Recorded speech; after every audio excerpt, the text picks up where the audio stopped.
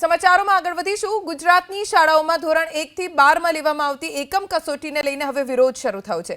જીસીઆરટીના પૂર્વ નિયામક નલિન પંડિતે એકમ કસોટી નાબૂદ કરવા માટે ભાવનગર સ્થિત પોતાના નિવાસસ્થાને ઉપવાસ આંદોલન શરૂ કર્યું, જેમણે શૈક્ષણિક સંગઠનોને પણ ટેકો જાહેર કર્યો છે। રાજ્યના સૌથી મોટા પ્રાથમિક શિક્ષક સંઘે પણ એકમ કસોટીના વિરોધમાં ટેકો જાહેર કર્યો। એકમ કસોટીના સ્થાને વાંચે ગુજરાત, ખેલે ગુજરાત અને બાળ મેળો, મોજીલો શનિવાર, પ્રવાસ અને પર્યટન જેવી બાબતોનો સમાવેશ કરવા માંગ કરાઈ। શુક્રવારે શિક્ષણ વિભાગે એકમ કસોટી માટે બેઠક બોલાવી હતી, જે મોકૂફ રાખી છે। આગામી દિવસોમાં નવી તારીખ જાહેર કરવામાં આવશે। શિક્ષક એટલા બધા ભારણ હેઠળ એક તો છે જ, એમાં એકમ કસોટીનું ભારણ આવ્યું એટલે શિક્ષક સાચા અર્થમાં ખૂબ તણાવમાં છે। એક બાજુ બાળકોને જે મળવું જોઈએ મળતું નથી, ને બીજી બાજુ એ શિક્ષક તણાવમાં આવી ગયો છે। અને એને કારણે શું થયું, અત્યાર સુધી તો પ્રાથમિક શિક્ષણમાં જ આ અવાજ ઊભો થયો હતો।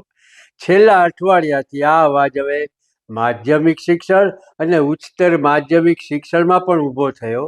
અને આજના જે વૈચારિક આંદોલન છે એક દિવસના ઉપવાસનું, એમાં 1 થી 12 ધોરણના શિક્ષકો બધા જ જોડાઈ ગયા છે।